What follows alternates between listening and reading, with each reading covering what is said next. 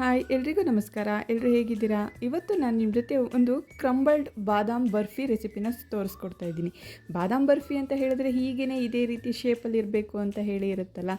ಆದರೆ ಇವತ್ತು ನಾನು ಇದನ್ನು ಒಂದು ಸ್ವಲ್ಪ ಡಿಫ್ರೆಂಟಾಗಿ ಮಾಡ್ತಾ ಇದ್ದೀನಿ. ತುಂಬಾ ಟೇಸ್ಟಿಯಾಗಿರುತ್ತೆ. ಹಾಗೆ ಸೇಮ್ ನಾವು ಬಾದಾಮ್ ಬರ್ಫಿ ಹೇಗಿರುತ್ತೋ ಅದೇ ಟೇಸ್ಟಲ್ಲಿ ಕೂಡ ಇರುತ್ತೆ. ಆದರೆ ಸ್ವಲ್ಪ ಪೌಡರ್ ಫಾರ್ಮಲ್ಲಿ ಇರುತ್ತೆ. ಇದನ್ನು ಹೇಗೆ ಮಾಡ್ಕೊಳ್ಳೋದು ಅಂತ ಹೇಳಿ ನೋಡೋಣ. ಮಾಡೋದಂತೂ ತುಂಬಾ ಈಸಿ. ಬಾದಾಮಿ ಹಾಗೆ ತುಪ್ಪ, ಸಕ್ಕರೆ ಇದಿಷ್ಟಿದ್ರೆ ಸಾಕಾಗುತ್ತೆ. ನಾನಿಲ್ಲಿ 1 ಕಪ್ಪಷ್ಟು ಬಾದಾಮಿ ತೊಗೊಂಡಿದ್ದೀನಿ. ಹಾಗೆ ಇದರದ್ದು ಸಿಪ್ಪೆನ ತೆಗೆಯೋದಕ್ಕೆ ಅಂತ ಹೇಳಿ ನಾನಿಲ್ಲಿ ಇನ್ಸ್ಟೆಂಟಾಗಿ ಮಾಡ್ಕೊಳ್ಳೋದ್ರಿಂದ ಒಂದು ಸ್ವಲ್ಪ ಬಿಸಿ ನೀರನ್ನು ಚೆನ್ನಾಗಿ ಕಾಯಿಸ್ಕೊಂಡು ಇದಕ್ಕೆ ಹಾಕಿ ಒಂದು ಪ್ಲೇಟ್ನ ಕವರ್ ಮಾಡಿ ಒಂದು 15 ನಿಮಿಷ ಇದನ್ನು ಬಿಟ್ಟರೆ ಸಾಕಾಗುತ್ತೆ. ನೋಡಿ, ಈ ರೀತಿ ಒಂದು ಪ್ಲೇಟ್ನ ಕವರ್ ಮಾಡಿ ಒಂದು 15 ನಿಮಿಷ ಹಾಗೇ ಬಿಡಬೇಕಾಗುತ್ತೆ.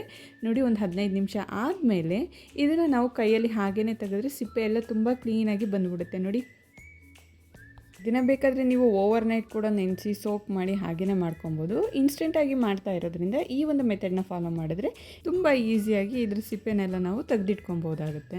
ಈಗ ನಾವು ಏನು ತೆಗೆದುಕೊಂಡಿದ್ದೀವಿ ಬಾದಾಮಿ, ಇದನ್ನು ನಾವು ಸ್ವಲ್ಪ ಅದರಲ್ಲಿ ನೀರಿನಂಶ ಏನಿದೆ ಅದನ್ನೆಲ್ಲ ನಾವು ತೆಗಿಬೇಕಾಗುತ್ತೆ. ಹಾಗಾಗಿ ಇದನ್ನು ನಾವು ಒಂದು ಟವಲ್ ಮೇಲೆ ಹಾಕ್ಕೊಂಡು ಇದನ್ನು ಚೆನ್ನಾಗಿ ನಾವು ಒರೆಸ್ಕೊಬೇಕಾಗುತ್ತೆ. ಅದರಲ್ಲಿ ನೀರಿನಂಶ ಏನಾದರೂ ಇದ್ದರೆ ಅದೆಲ್ಲನೂ ತೊಗೊಬೋದು. ಇಲ್ಲ ಒಂದು 2ರಿಂದ 3 ನಿಮಿಷದ ಕಾಲ ಒಂದು ಫ್ಯಾನ್ ಕೆಳಗಡೆ ಫ್ಯಾನ್ ಗಾಳಿನಲ್ಲಿ ಕೂಡ ಬಿಟ್ಟರೆ ಅದರಲ್ಲಿರ್ತಕ್ಕಂಥ ನೀರಿನಂಶ ಎಲ್ಲ ಹೋಗುತ್ತೆ. ನೆಕ್ಸ್ಟು ಇದನ್ನು ನಾವು ಒಂದು ಸ್ವಲ್ಪ ರೋಸ್ಟ್ ಮಾಡ್ಕೊಬೇಕಾಗುತ್ತೆ, ಬಾದಾಮಿನ ಹುರ್ಕೊಬೇಕಾಗುತ್ತೆ. ಅದಕ್ಕೆ ನಾನಿಲ್ಲಿ ಒಂದು ಸ್ವಲ್ಪ ದಪ್ಪ ತಳದ ಪಾತ್ರೆಯಲ್ಲಿ ನಾನು ಇದನ್ನು ಒಂದು ಕಡಿಮೆ ಉರಿನಲ್ಲಿ ಒಂದು 2ರಿಂದ 3 ನಿಮಿಷದ ಕಾಲ ಚೆನ್ನಾಗಿ ಇದನ್ನು ಹುರ್ಕೊತಾ ಇದ್ದೀನಿ. ತುಂಬ ಅದು ತಳ ಹಿಡಿಯೋ ತನಕ ಹುರಿಬಾರ್ದು. ಈ ರೀತಿ ಲೈಟಾಗಿ ಅದರಲ್ಲಿರ್ತಕ್ಕಂಥ ನೀರಿನ ಅಂಶ ಎಲ್ಲ ಹೋದರೆ ಸಾಕಾಗುತ್ತೆ. ಇದನ್ನು ಆರೋದಕ್ಕೆ ಬಿಟ್ಟಾದಮೇಲೆ ಇದನ್ನು ಒಂದು ಮಿಕ್ಸಿ ಜಾರ್ಗೆ ಹಾಕ್ಕೊಂಡು ಇದನ್ನು ನುಣ್ಣಗೆ ಪೌಡ್ರ್ ಮಾಡ್ಕೊಬೇಕಾಗುತ್ತೆ. ನೋಡಿ, ಈ ಒಂದು ಹದಕ್ಕೆ ಪೌಡ್ರ್ ಮಾಡಿಕೊಂಡ್ರೆ ಸಾಕಾಗುತ್ತೆ.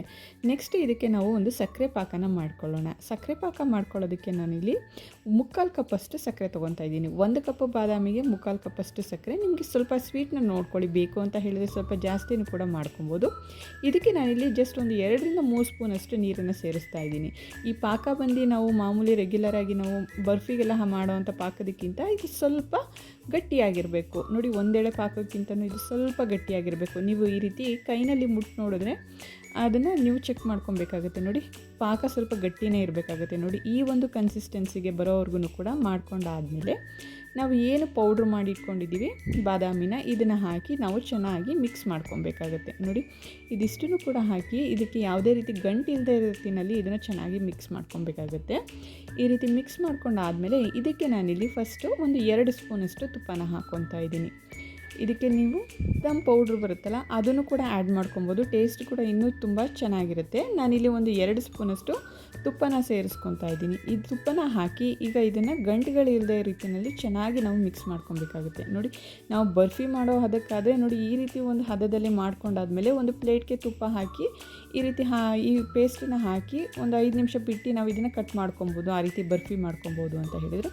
ಇಲ್ಲ ಈ ರೀತಿ ಕ್ರಂಬಲ್ಡಾಗಿ ನಾವು ಮಾಡ್ಕೊಬೇಕು ಅಂತ ಹೇಳಿದ್ರೆ ಸ್ವಲ್ಪ ಪೌಡ್ರ್ ಫಾರ್ಮಲ್ಲಿ ಅಂದರೆ ಇದನ್ನು ಇನ್ನೂ ಸ್ವಲ್ಪ ಗಟ್ಟಿ ಆಗೋವರೆಗೂ ಕೂಡ ನಾವು ಇದನ್ನು ಚೆನ್ನಾಗಿ ತಿರುಗಿಸ್ಕೊತಾ ಬರಬೇಕಾಗುತ್ತೆ. ಮಾಮೂಲಿಗಿಂತ ಒಂದು 2ರಿಂದ 3 ನಿಮಿಷ ಇದನ್ನು ಚೆನ್ನಾಗಿ ನಾವು ಗಟ್ಟಿಯಾಗಿ ಕಲಿಸ್ಕೊಂಡು ಸ್ವಲ್ಪ ಏಲಕ್ಕಿ ಪೌಡ್ರನ್ನ ಹಾಕ್ಕೊಳ್ಳಿ. ಹಾಗೆಯೇ ಇದಕ್ಕೆ ಬಾದಾಮ್ ಪೌಡ್ರ್ ಹಾಕಿದ್ರಂತೂ ತುಂಬ ಟೇಸ್ಟಿಯಾಗಿರುತ್ತೆ. ಈ ರೀತಿ ಹಾಕಿ ಇದನ್ನು ಚೆನ್ನಾಗಿ ಮಿಕ್ಸ್ ಮಾಡಿಕೊಂಡ್ರೆ ಸ್ವಲ್ಪ ಆರೋದಕ್ಕೆ ಬಿಟ್ಟರೆ ಈ ರೀತಿ ಒಂದು ರುಚಿಯಾಗಿರ್ತಕ್ಕಂಥ ಒಂದು ಕ್ರಂಬಲ್ಡ್ ಬಾದಾಮ್ ಬರ್ಫಿ ರೆಡಿ ಆಗುತ್ತೆ. ನೀವು ಕೂಡ ಈ ರೆಸಿಪಿನ ತಪ್ಪದೆ ಮನೆಯಲ್ಲಿ ಟ್ರೈ ಮಾಡಿ ನೋಡಿ, ತುಂಬ ಟೇಸ್ಟಿಯಾಗಿರುತ್ತೆ. ಐ ಹೋಪ್ ನಿಮಗೆ ಈ ವಿಡಿಯೋ ಇಷ್ಟ ಆಗಿದೆ ಅಂತ ಹೇಳಿ ಭಾವಿಸ್ತೀನಿ. ಈ ವಿಡಿಯೋ ಇಷ್ಟ ಆಗಿದ್ದರೆ ವಿಡಿಯೋನ ಲೈಕ್ ಮಾಡಿ, ಶೇರ್ ಮಾಡಿ, ಹಾಗೆಯೇ ಕಮೆಂಟ್ ಮಾಡಿ. ಎಲ್ರಿಗೂ ಕೂಡ ತುಂಬ ಧನ್ಯವಾದಗಳು.